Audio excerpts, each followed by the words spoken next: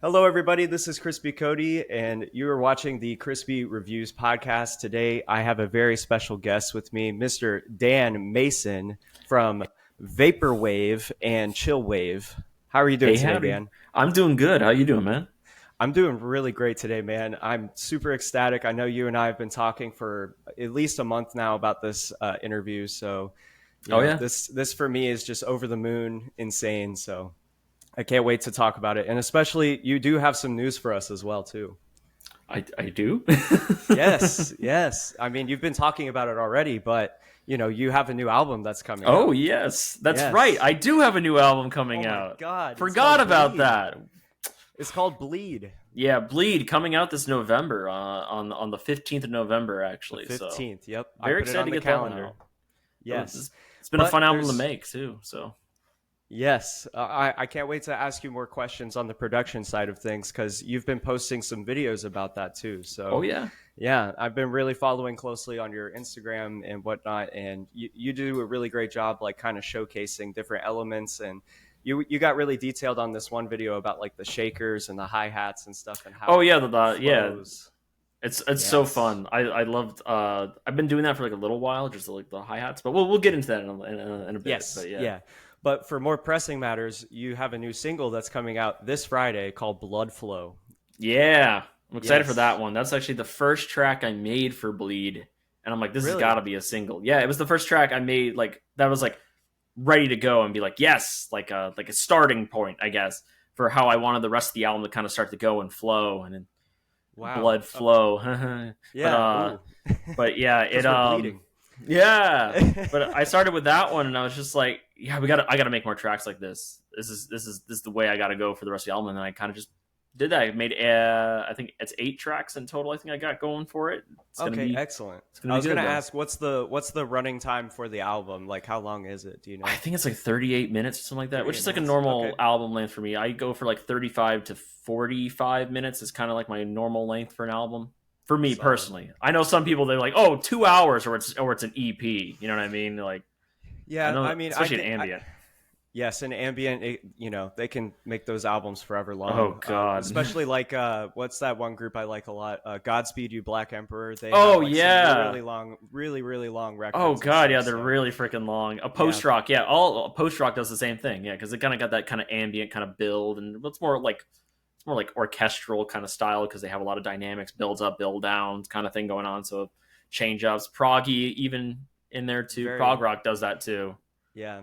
Prog rock does really play into those accents as well too. But back to your album and everything with the solid 38 minutes and stuff that you have going for the album. I'm really Mhm. excited. And I know that there's also, I'll probably insert your video that you posted, but you were talking about how you have like three personalities of yourself, and I really Yeah, enjoyed that you kind of know yourself that much to be able to say like I have three different sides of me. There's like the D&B side of me that's doing the drum and bass kind of aspect, and then there's your chill wave, and then there's also like your main, where the two kind of all come together, where it's vaporwave, where it's kind of like a mix of both.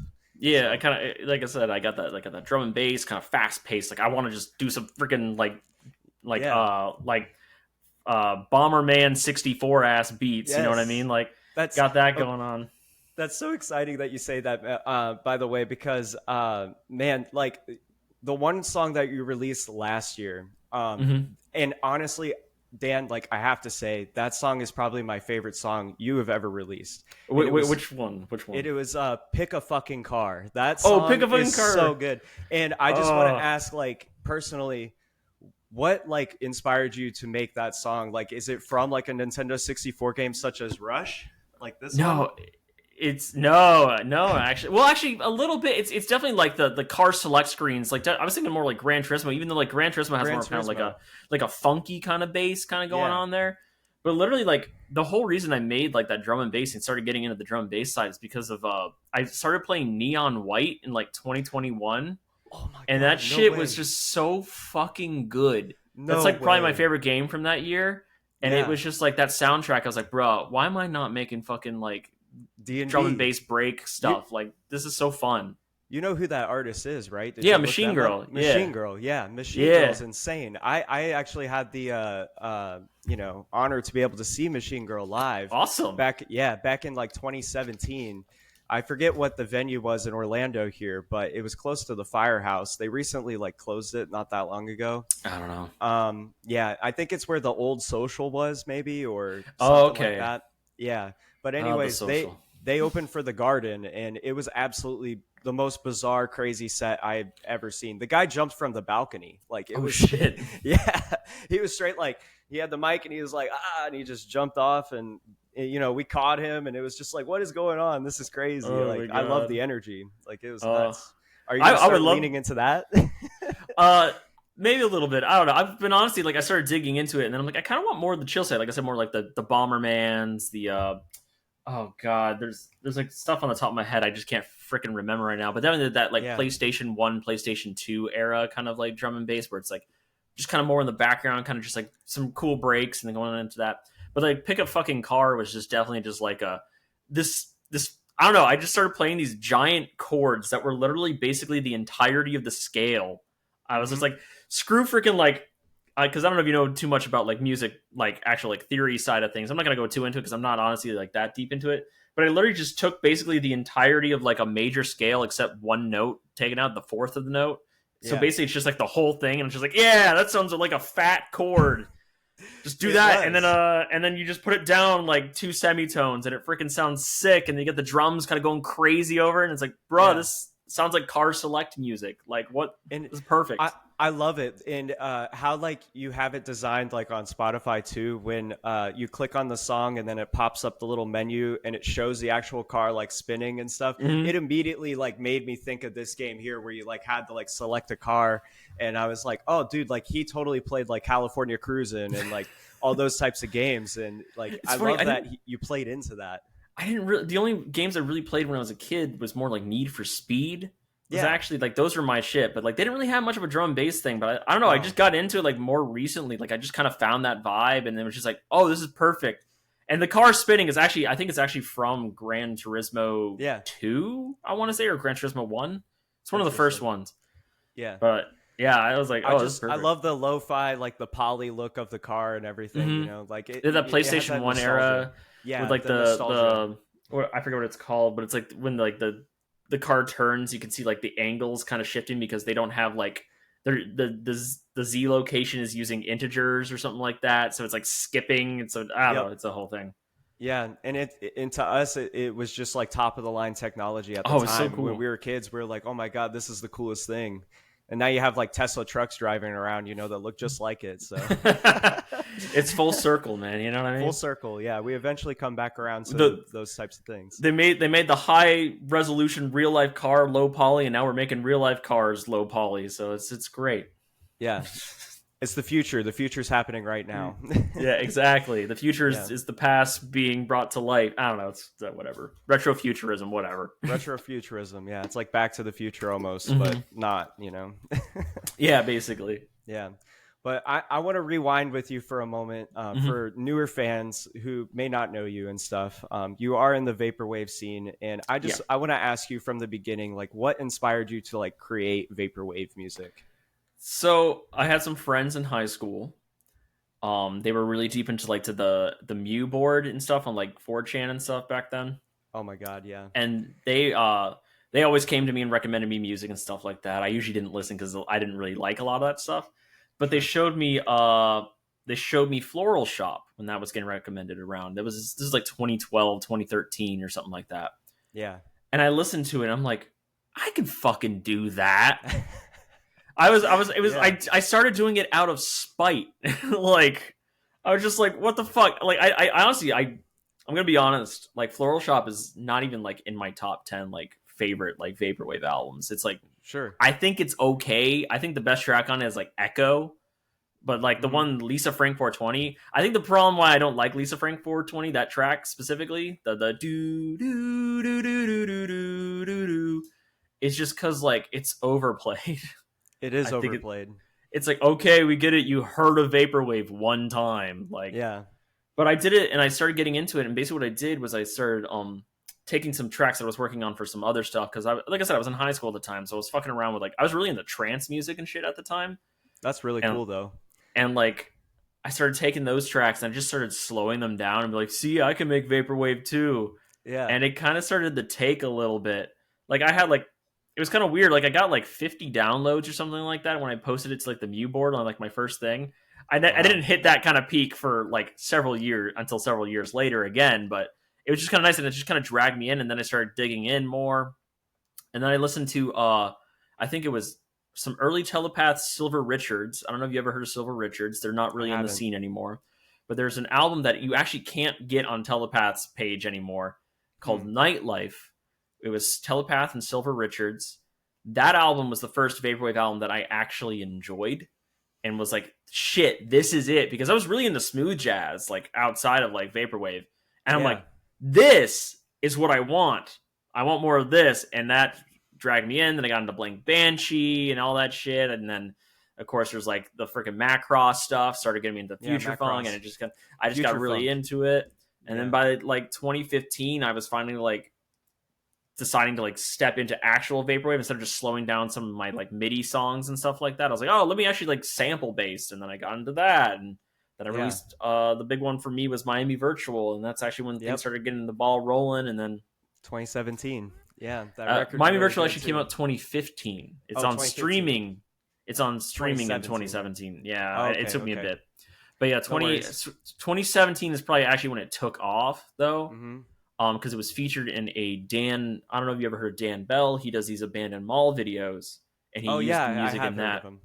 That's and really he used cool. it in that. A lot of vaporwave artists kind of got their start because he used their music in these abandoned mall videos because it was like perfect fitting music for it.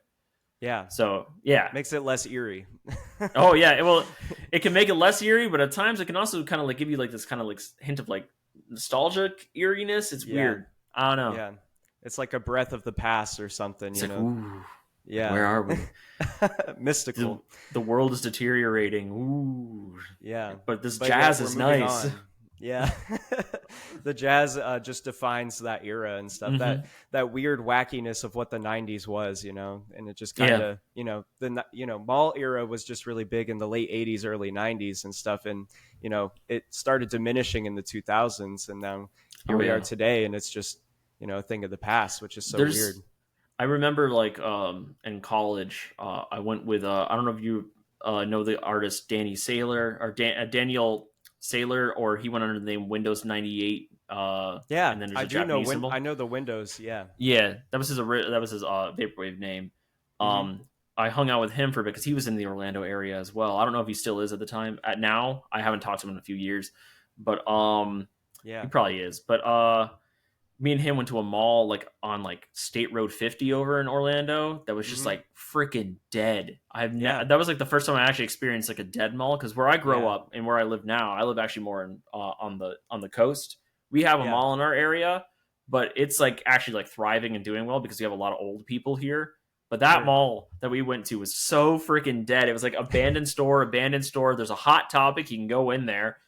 Yeah. They actually sold vinyl at Hot Topic at that point, which I was interested in. But there was that, and there was like an abandoned arcade, and it was like really just sad. It was like, oh man. It just feels like a dystopian kind of future where you're just like, what happened here? Why is nobody here anymore? You know? Yeah. And you think like, you know, for us being in Florida, like, you know, it's an indoor place with AC that you can walk around freely. Like, why would people not want to be in a mall? You know, like it's hot as heck in the summer. We reached, it's like, so bad. Yeah, 115 something degrees this summer with the heat index and stuff. Yeah, with the heat index, it's really bad. Yeah, so I would want to be in a mall. Like that sounds pretty chill. You know, get to walk around with your friends, maybe hit the food court or whatever, cheap meal. You know, cheap thrills. So yeah, but like, I don't know. It just kind of freaking it died down. I think it's just because a lot of the stores there, you can get all that stuff online now. So it's like, why would I go to the mall when I can just order at home and stay in my own AC? You know what I mean? That I pay for. Yeah. Yeah. That it's going to be running whether I'm at the house or not because it's so freaking hot. So precisely. Yeah. So that's crazy. So, you know, you've been making vaporwave music for over a decade or so now, right? Yeah, Yeah, yeah. Don't that's it's remind me. crazy. No, I mean, here we are. This is where we're at. Like it's kind of crazy. I mean, I've been listening to a lot of vaporwave and future funk myself since probably like you said since like 2012, 2013. I really latched on to an artist called Saint Pepsi. I like Yep. Saint Pepsi a lot. His one song that he released, like Cherry, I think it was Saint Pepsi, Cherry Pepsi, that I think song. it's I think yeah, cherry Coke or Yeah, something. Is it cherry it Pepsi? was Cherry Pepsi. Yeah, that song. I love that bass line. It goes boom, and then just like everybody like dancing and partying, having a good time. And I was like, Yeah, dang, this is really fun. I love this a lot. So, uh, anyways, you've been in this for a decade now. yeah. What do you feel is your biggest accomplishment or your best work that you've made personally? Honestly, like the new stuff I got coming, like not to like be like, oh, I'm like advertising it kind of thing. I'm like, I honestly am very proud of what I got coming. But Yeah, outside of what's coming up, I think the best thing, like I delved into like an emo side for a bit, that's cool. on an album called I'm Not Going Anywhere, Yeah, and I felt like that like had some of like my best like kind of writing on it and stuff like that, and just kind of song structures and everything. But honestly, like my biggest moment, I think in the scene, as like as a whole, would definitely be like probably playing like Econ 1, 2, and 3, Electronicon 1, 2, and 3, which are yeah, these festivals for vaporwave. I felt like yeah. those were some of my biggest moments because I got to like finally like see the people who listen to my music and got to interact with them and got to perform on stage and got to do my kind of stage performance that I like to do, which is this like very like emotional kind of like I said, I'm very influenced by like emo and stuff like that when I get into That's like my super vocal cool. stuff. Hmm. So I take a lot of that and I put it on stage. So I'm like tearing my heart out on stage, basically in front of like a room of like 200 to 300 people. And Yeah. it's like, I think those are some of the biggest moments for me is just getting to do that and share my music live in front of people. That's excellent, man. I mean, I was gonna save this question for later, but I'll ask it now. I know you performed at like 100% Electronica Music Festival. It was like in 2022 as well Yeah. with George Clanton and everything too. Yeah. How was that experience? Is that very similar to like what you were just saying? Like This is that experience oh, actually. it was okay, Yeah. my bad. Econ, Yeah. 100% Electronicon. I short down to Econ. Oh, Econ. Okay, I'm sorry, Yeah. I didn't catch Sorry. the reference. No, you're okay. You're all right. No, you're good. But yeah, it was it was definitely like some of the best experience. I got to meet people for the first time. There's a lot of friends in the scene that I like didn't get to meet. Like I was friends with some of these people in the scene for like several years, and then it's like finally Yeah. we meet in person. We hang out for like a weekend in New York or LA, Yeah. and then it was just a blast to get to see everybody. And then the tape swap beforehand, which is like it's like a smaller like event that kind of was outside of it, and it was just mostly like kind of vendors that like were not playing in the show, kind of selling tapes and stuff. And it was Yeah. just a lot of fun. I got some really cool tapes. I think my favorite thing I got was there's an artist called uh, DJ Sabrina the Teenage DJ, I think I remember that one. and they had like a freaking VHS tape of it, and I Oh, bought no that shit. way. And it was like That of is like so one of their cool. albums. So I got it's on my shelf somewhere in the back. But yeah, it's Yeah. freaking great. So you do like old school kind of media as well, such as like Oh cassettes and yeah, VHSs. Yeah, of course. So I, yeah, yeah, like I really do like cassettes and like what you were just saying. I can't believe so the album it was on like a VHS, is that what you're saying? yeah. It was like Or a visual. It was like a visualizer for the album, basically. I think it was like a that's bunch of like amazing. music videos they just put onto a VHS tape. And yeah, Yeah. they were selling a few other ones, but I wanted that one because I remember seeing it like seeing the actual like videos like on YouTube, and I was like, oh yeah, well I gotta get this one because I like this one a lot. But yeah, no, I mean the whole scene is like surrounded with like tape stuff and like and Yeah. hell CDs are coming back through us a little bit right now. Yep. Mini discs are a thing, which like that never even took off in the States. That was like I No. think that was only across the seas. Yeah. And then of course vinyl is like a big one. Yeah. But that's like an all indie music right now is Yeah, I vinyl. would say so. I mean, if you go to, even right here in Orlando, you have Park Ave CDs Oh, who's I just love Park Ave. thriving. They're thriving on vinyl right now. It's Yeah, insane. when I was in college, I went there like probably like once or twice a month, just be like go down there, see what they had on sale, and then pick Yeah. out something. I think I bought my first vinyl there actually. I think it was Telfon Tel Aviv's. Oh wow. Oh God, what's the name of the album? It has the song "Birds" on it. Okay. I'm gonna have to look it up because it's gonna Look bother it up. me. I'm just like you. I have to like recite everything to a T. If I can't do that, then it's gonna irritate me the rest of the day. Immolate Yourself. Emulate That one. yourself. Yeah, Okay. Immolate Yourself. Yeah, that album freaking kicks ass. But that was like the first record I ever bought, and I didn't even own a record player at the time. Yeah. So I was just like, I just wanted it because I like the songs on it, and I've heard this album several times, and it's just like, oh yeah, this is a great album. Yeah, now they're that they had it there on selection, you're just like, I can't pass this up. I have to have Yeah, it. Like this now, it's just a part of your discography, that you just have at home. So that's yeah, I cool. love it. Your collection. So let's circle back around to your new record that's coming out, Bleed. I Hmm. really want to know, like, what are some of your main inspirations that are driving this record?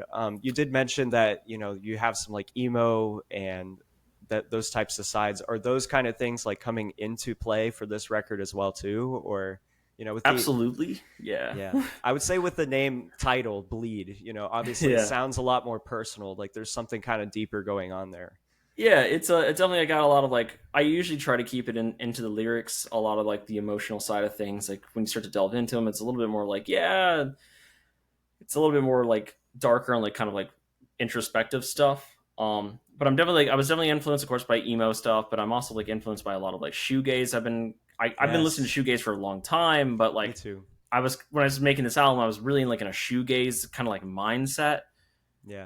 Probably listening to Slow Dive like on Yes. loop, Oh but my like God. Slow Dive's my fave. I love Slow Dive. I've seen them live a couple times too. They're really good. Jealous, Uh, jealous.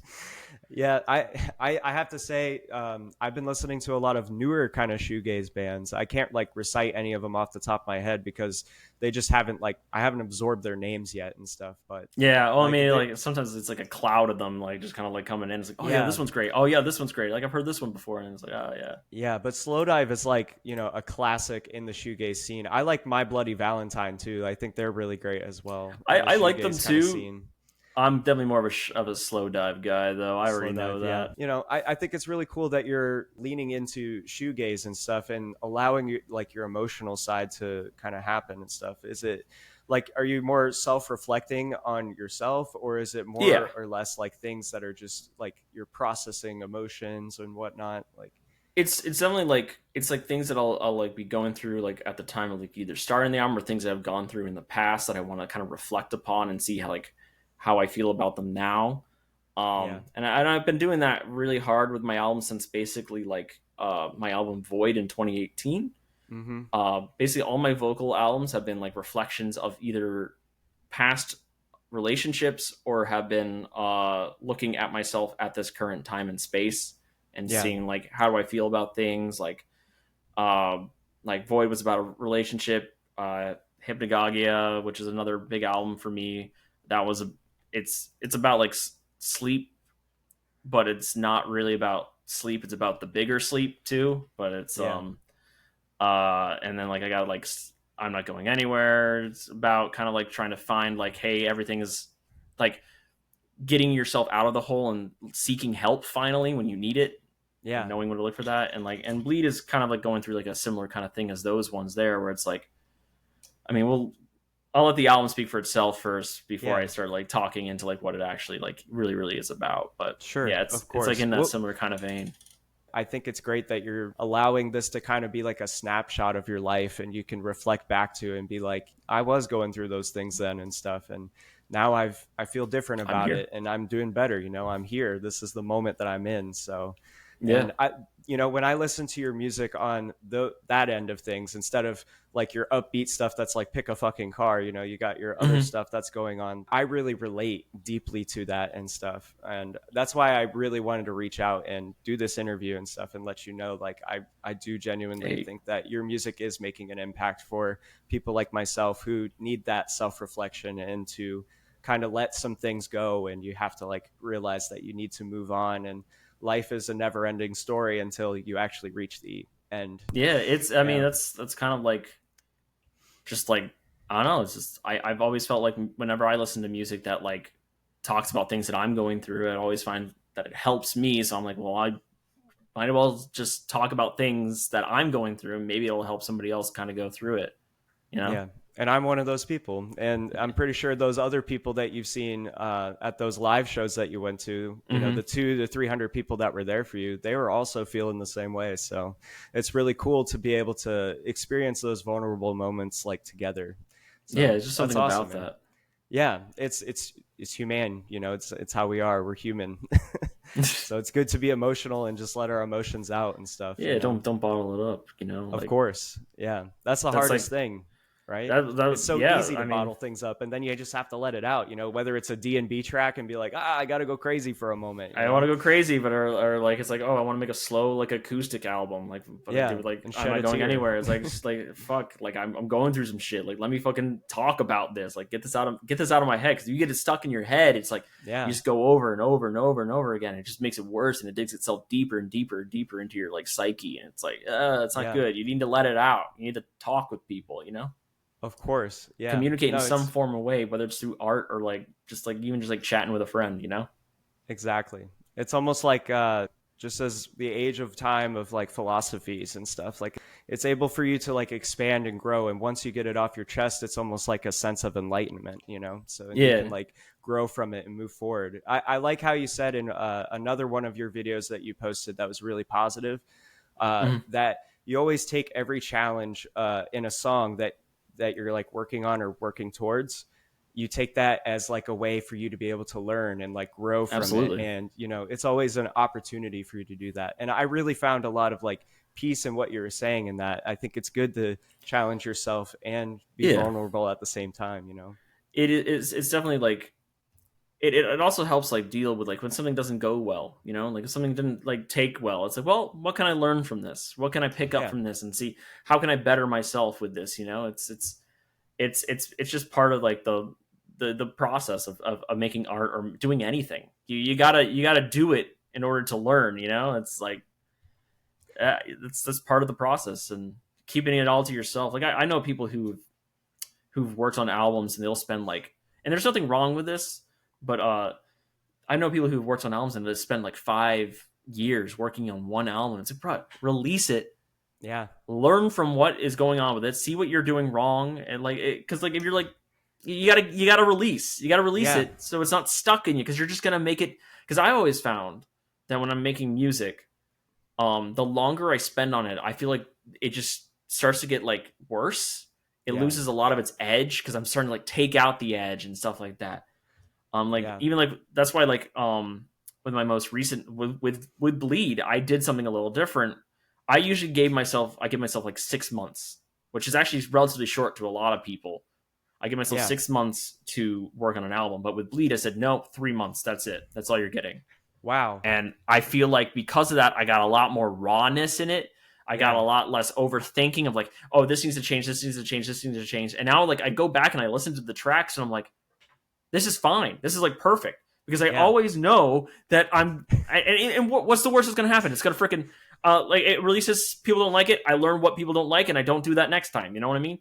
But Yeah. like, I'm always going to like, I don't know. It's just like, I feel better about it because like when you're making the album and you're like working on something or any artwork and you're just dwelling on it for so long, you're going to start nitpicking little things that no one else is going to course. notice except you. And then you're just going to take away what made it special in the first place. I don't know. Exactly. I mean, no, there's a lot to unpack there on what you said, you know. So, I mean, first off, I know that before we started this podcast, we were talking about cartoons and whatnot, but Yeah. I don't know if you've seen that episode of SpongeBob where, you know, it's Squidward and he has like the chisel and the hammer, right? And they're supposed to like make something of marble. SpongeBob goes right up to it, hits it once, and it's this beautiful statue. And the guy's like, oh my God, this is beautiful. That's basically what you're talking about. You gave yourself such a tight deadline. You came up, you hit it, and to you, it's beautiful. It's like exactly it came what out you great. wanted it to be. Yeah. I honestly like I'm very happy with how it came out. Like I can't No, wait for everybody to hear it. I know I'm like talking I'm about an excited. album that no one has heard yet, and for all I know, it could come out and everybody be like, "Wow, this sucks. What is he on No. about?" And then it's But it's like talk yourself down like that. Oh, you can. No, you obviously can. You gotta, especially like during the release cycle, you gotta like hype yourself up about it because it's exciting. It's exciting It to is release exciting, any kind of yeah. art. You know, like I mean, whether the two singles that you have out right now, Holy and Dream, like both of them are two totally different kind of songs. You know, like Dream has a little bit more of like a uplifting kind of vibe to it, whereas like Holy kind of really reflects into yourself. And I feel like it's almost like you're going through your own renaissance kind of period. You're like self innovating, like through these emotions and what's going on in your head, and you're like, this is this track.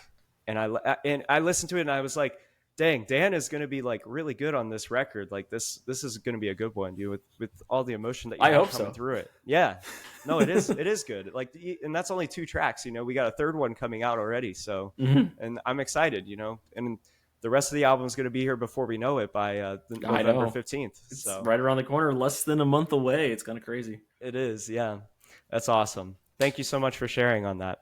But are you planning to play your new record live by any chance? Are you going to do any live renditions? So I got a set actually the day after my the album drops on so the album drops on the 15th. Yep. There's a URL set, an online it's going to be a pre-recorded set because that's how URL sets work, because we don't do over the internet live. They have some people that are actually going to be live at the studio, but over the internet live streaming to places. So you're going to be streaming to one guy who's hosting it and then somewhere else. The internet technicals about that would be so bad. It'd be really Like bad. it would just Yeah. it'd be so bad. Like don't even bother doing that. So we just do pre-recorded. I mean, it's still Sure. gonna be live. Like I'm gonna perform it with like one take basically for each song or whatever, and then Yeah. just like send it out. But I have a couple tracks from Bleed that are gonna be in that. It's only a 20-minute set, so I think I only actually got one. There might be a second one. I haven't decided if I want to do a second track or not. But I definitely am gonna perform some of these live, like in person events. I'm actually trying to right now kind of get together some actual like full on live sets that incorporate some of the tracks from this, but still keep some of my older tracks in. And I'm trying to figure that all out, trying to like figure out how do I even like get in on a live set outside of the ones that I'm usually invited to. So I'm like, I Yeah. should probably figure out how to do this shit. I mean, I've been doing music for fucking like Over a decade. over 10 yeah. years. Like maybe I should finally Yeah. learn how to like actually set up a show and like Yeah. and do something. No, I think that'd be a really good step for you in that direction. I would love to see your work live and be a part of those people the few people that have seen you live, and get to see you be emotional on stage and actually like have those songs be a part of, you know, the experience that you like to provide. So I think that's awesome. Have you ever heard of like album listening parties? Are you planning to do like an album I listening think party possibly? I usually do one kind of at launch. I just kind of do Yeah. like I'll either do like a Twitch stream or do like the YouTube premiere and just kind of chill out in the chat and just Yeah. kind of just listen to it that way. Haven't decided what I want to do yet. I got a month to figure that out. Sure. Probably need to figure that out sooner more than later. But I'm There you probably go. gonna do like one when it launches at like midnight. I usually just kind of do something like that, or gonna do one maybe if not at midnight, I'll do it in like the afternoon or that evening that day Yeah. when it drops, and just kind of chill out and just do it that way. That But sounds really cool. There's a lot of artists that I like to, you know, listen to outside of this. You know, Caribou is an artist that just released a new record and stuff. And they actually did like a live listening party through Spotify. So that would be like Huh. a good option for you to check into and see if that's available for you to do. So you can do it however you want live, and you can actually even take in like questions and comments. People can like text them in, and you can like even pin them at the top and whatnot. So Hmm. it seems really interesting, and it's a fun way to kind of like connect with the artists and stuff. Yeah, I would recommend looking into it if you know get a chance. Yeah, I haven't heard about that. I guess I will have to look into that. It sounds sick. Yeah. Yeah, I know the next one I signed up for is for the Pixies, actually. The Pixies Oh, is going to okay. be doing a live one, I believe, this Friday. So so I'm really looking forward to you to, you know, push through those endeavors and stuff and see how you can be doing this more like live kind of sense, you know, IRL instead of URL. Yeah, I know it's a lot of URL right now, but Yeah. I've been hearing There's things. There nothing might be wrong some with that, IRL. though. There might be some IRL shows next year. I was hoping to get one this year, but I don't think things worked out with some of the events that were kind of going on. So Yeah.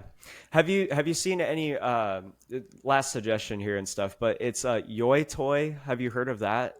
yeah, I heard. Yeah, they I did think I like have. they did two events this year with other vaporwave artists. I forget who was on that bill and stuff, but they played at the Beach Ham and stuff in downtown Orlando, and supposedly they were pretty popular. A lot of Yeah, people I did think I show actually up. did hear about that. I thinking about going, but I just didn't have the cash at the time to go. Yeah, yeah. So maybe you could look into that as well as like another outlet. So then that way, you're not having to like fully expend it. Like it's not coming Yeah, out of your pocket; it's absolutely. coming out of somebody else's That's the hard pocket. part. Maybe. Yeah, Yeah. Keep staying on budget. Okay. absolutely. Yeah. So, we've been talking a lot about like the vaporwave community and stuff, but how do you feel about the community in itself? Do you feel like it's really growing and it's thriving? Like, I feel like it seems to be kind of going through a rebirth right now. I feel like there's a lot of people that are kind of discovering it again through, you know, newer artists and stuff I too. don't know. Actually, I don't. I'm not really 100% sure where the scene Yeah. is. I feel like we really had like a big peak. Like 2017, 2019 was like the biggest like peak of it, and then Yeah. 2020 we had some good stuff going on too. Yeah. But I feel like we've kind of like I don't know. Like I said, it might be because I'm maybe I'm not interacting as much as I used to. Maybe I'm just getting older, and I'm like I don't have like the time for this and this and this. So Sure. maybe it could be on a totally on me thing. I feel like I haven't seen like crazy growth in the scene, at least Okay. on like I don't know, like maybe like my side of music at least, but like everywhere else, it's like I don't know. The barter beat stuff was going really ham there for a while, and I think that was a good boost for the scene. But I don't know if people are stepping out of the barber beats and going into like vaporwave from that, or they're just staying in barber beats kind of thing.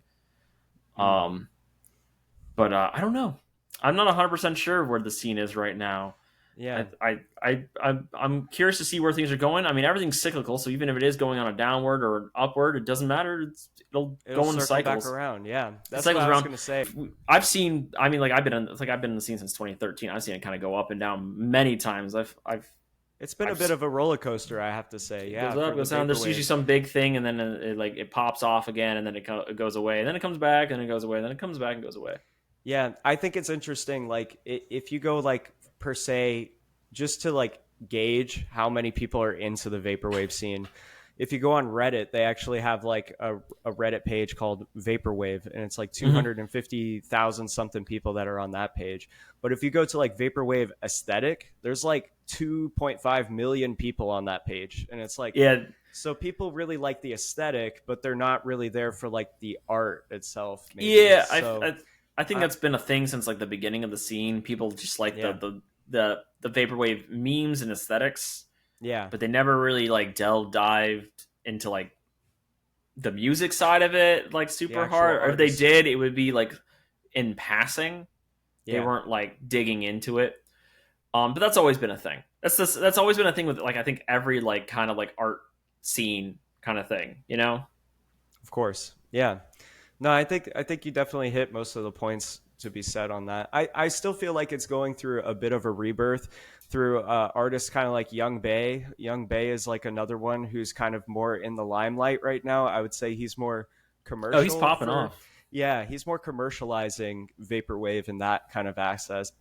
Um, and then like I know Skylar Spence, he's also technically Saint Pepsi too. Yeah. He was kind of making like a oops, my bad. Yeah, I'm But kidding. I'm kidding. yeah, but I know that he's like kind of pushing through and stuff with his music and stuff with So Skylar like Spence, but then that kind of like fizzled off too. He's backed off quite a bit as well, so it's I just think interesting. the future funk side of it will always have a place to go somewhere because you could bring that to any freaking kind of like dance party and people will groove Yeah, to it because that shit fucking goes hard for that stuff. yeah, But like the chill side of it, especially like the ambient side, I feel like the ambient side hasn't been getting like any attention lately. mm, I remember back in like 2014, 2015, the ambient was like literally the part of vaporwave that fucking was like everywhere. But that yeah. was like Dream Catalog era before Dream Catalog split off and did like their own like weird side, the hard vapor thing. The hard vapor, And then yeah. they kind of like abandoned vaporwave like completely. Hmm. Yeah, Yeah, maybe. Well, like kind of like what you said, we'll probably circle around eventually, it comes and around. yeah, it'll come back around, and you could be on the forefront of that, so Who that would be knows? pretty big. Yeah. I got some ambient stuff coming out next year, Yes. hopefully. So maybe that'll pop off. Who fucking knows? Yeah. Maybe if you get like some TikTok trender or Oh whatever to yeah, like tack it onto there, then they'll be like, "Oh my God, who is this?" And then all of a sudden you got like a billion plays on a song, and people yeah. know you. Let's get ambient TikTok going. Let's Yes, go. get on the hype train. Whoop Woo whoop. woo. Epic, man. Well, I think that's all the questions that I actually had for you Oh, today, Mr. Dan. And is there anything else that you'd like to say for the fans out there who are listening to this podcast, or anything that you'd like to mention? I got a new single October 25th, Blood Flow. I Yep. got a new album November 15th called Bleed, dropping with Yes. all those singles that I've already released already. It's going to be 8 tracks. It's going to go great. I hope y'all are going to enjoy that. On the 16th of November, I got that little URL set, a part of Vapor Aid, which is to benefit. It's for a charity for Palestinian children. I Yes. forget the name of the charity exactly off the top of my head. I'm very sorry, but it's a help benefit Palestinian children I got affected you. by what's going on in Gaza and everything. Um, and yeah, just I also have a fan club, Yeah, the fan $5 a club. month. You get early access to all my albums. You also get special merch. Like for Bleed coming out, I'm gonna have 2 different tape variants, and there's a tape variant exclusive to the fan club. So, and you Ooh, also get that's really access to some cool. private channels and behind the scenes looks at some stuff. So yeah, but outside of that, I think I got it all covered there. I want to say, I mean, I got some new projects coming out next year, but I really don't have much to say about those yet. But yeah, It's looming in the distance, but for yeah, now, it's we're excited to celebrate Bleed. yeah. Bleed Let's is do going to be one really album good. at a time. One album at a Yes, time. one foot in front of the other. Yeah, So you were saying the live performance is it proudly in benefits of the Palestine Children's Relief Fund. that's what it was. Palestine's Children Relief Fund. Yeah. Yes, just to correct on that. So it's Vapor Aid Thank you. Live of November 16th. It's going to be on twitch.tv/DOMMC Lenin. Yeah. Okay. So I'll make sure to include that URL link into Okay. this podcast as well, so people can be able to click on it and join the live Perfect. stream. Yeah. All right. So thank you again so much for joining us today on Crispy Reviews podcast. And thank you again, Dan Mason, for coming on to the podcast and sharing your album that's coming out, Bleed. We're looking forward to it on November 15th, and your new single that's coming out this Friday, Blood Flow, on the Yeah. 25th. Yeah. Really Thank you for looking having forward me. to that. No problem. I, again, appreciate you so much for being able to carve out some time and hop on the podcast with us here.